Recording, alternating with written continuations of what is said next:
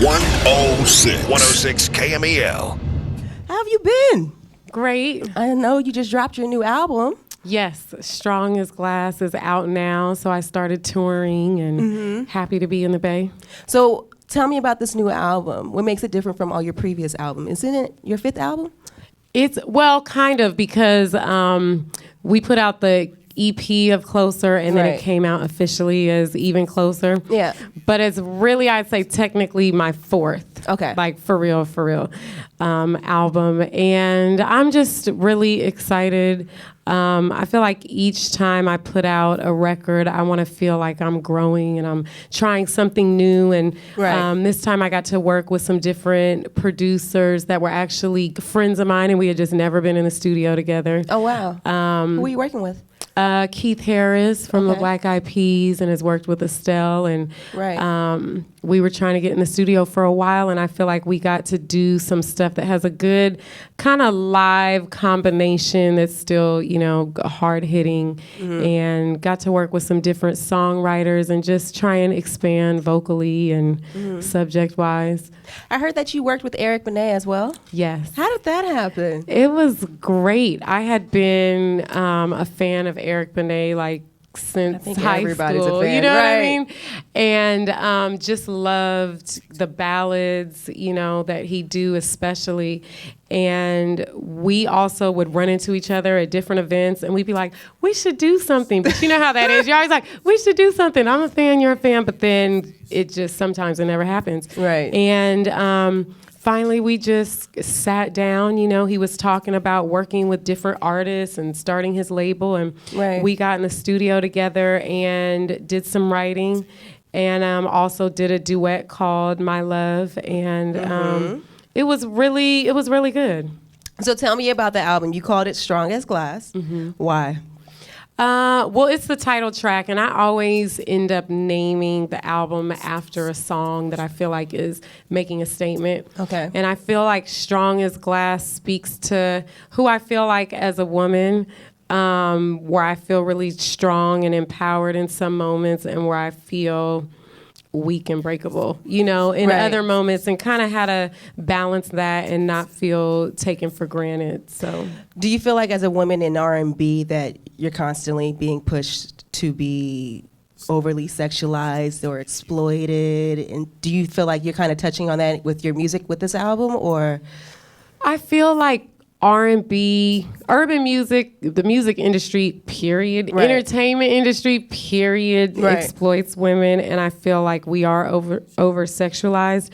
I don't feel like I've fallen victim to that because, probably because I started independently, you know what I mean, with my family label, Skyblaze, and really felt like I could lay my own foundation and have my own vision, and, you know, the first images of me were like no makeup in my backyard on the CD cover. That's you know? dope, though. And it was kind of on purpose because I just felt like I want people to listen to my music and decide if they like it. And if they feel it, then it's authentic. And I can keep it moving from there and build my fan base. And I'll dress up for them at shows. You know what I mean? But I don't want the cover to be like what's selling it just because it's in your face. And I kind of like, on the sexy side, I like being more subtle, you know, and having it be more sensual and on my own terms. Let your music speak for that. Yeah, and I feel like we have that freedom as women, but we don't all take advantage of it. You think that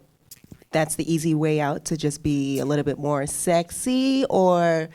I don't know if it's the easy way out, because I think that's a lot of pressure because you're always trying to top yourself or top the next person. But I think that maybe it's easier to market or easier to understand. Or, I think that, you know, easier on the eyes or whatever. Easier on the eyes? That's funny. No, I think that it automatically, when you overly sexualize yourself, it catches people's attention because, let's be honest, if you see somebody exposing themselves, you're going to remember it. You're going to look like there's a naked person. You know what I mean? You're going to look. But I don't know where you go from there. So I feel like I feel like I'm kind of a late bloomer and kind of just had to, like, you know, on the last album was kind of like Play and Milk and Honey were kind of like my boldest, sexy songs. But I felt ready for that. And it was kind of like, this is where I'm at now. And it was fun for me and it was empowering for me. Right. You know, because it wasn't like where I started. It was like where I arrived and it was just kind of authentic. So how do you think you've grown from your last album to this album?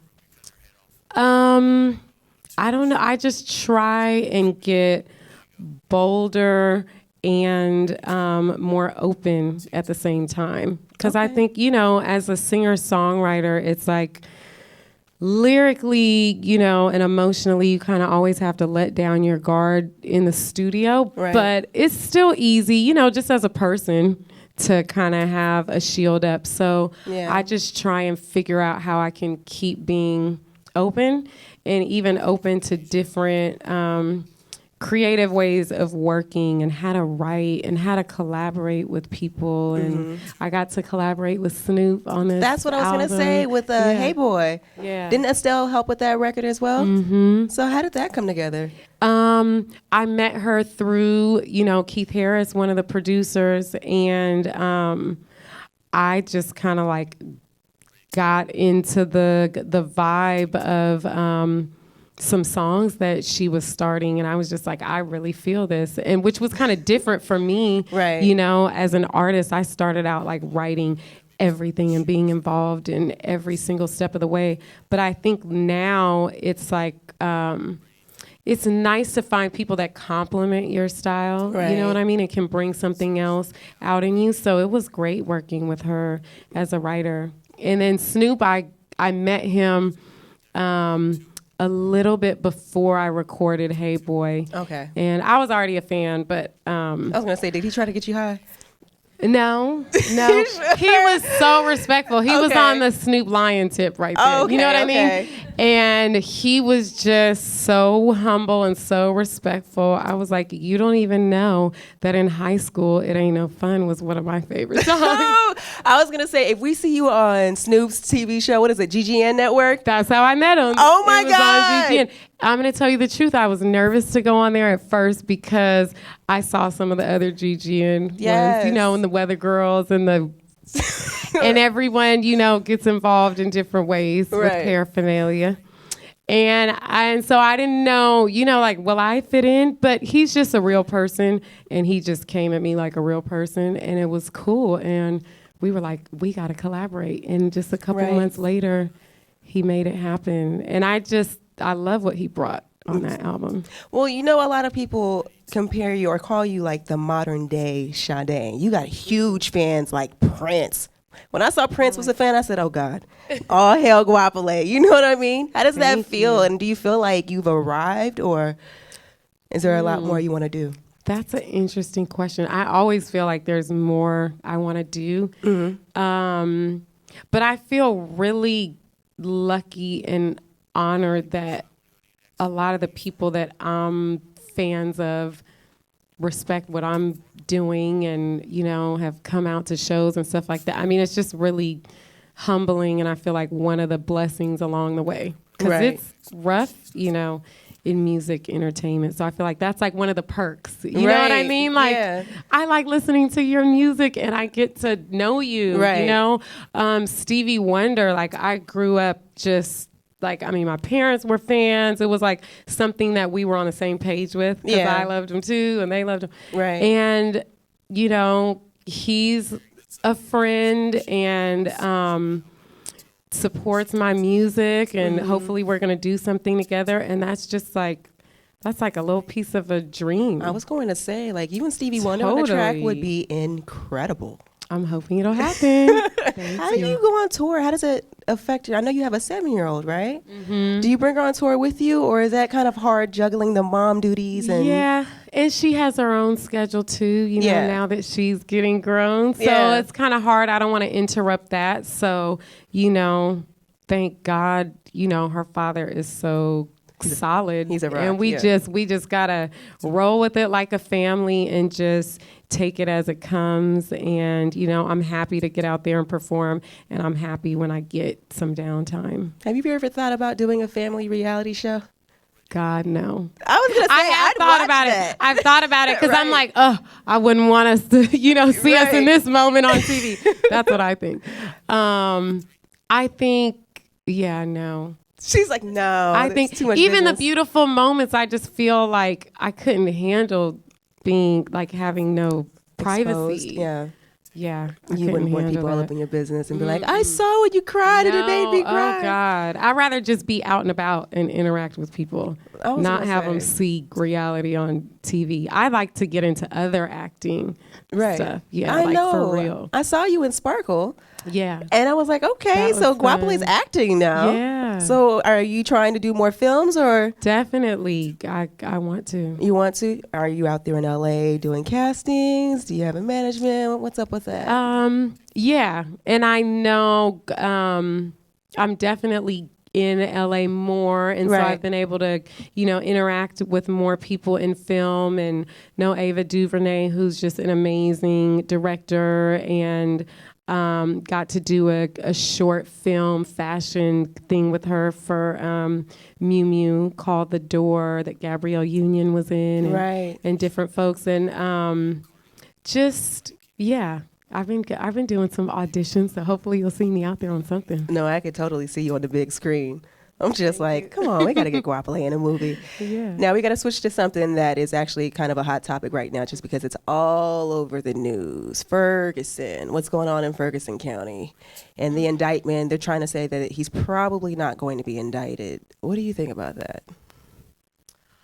I feel really overwhelmed. I think this has been something that's been brewing for so long. Right.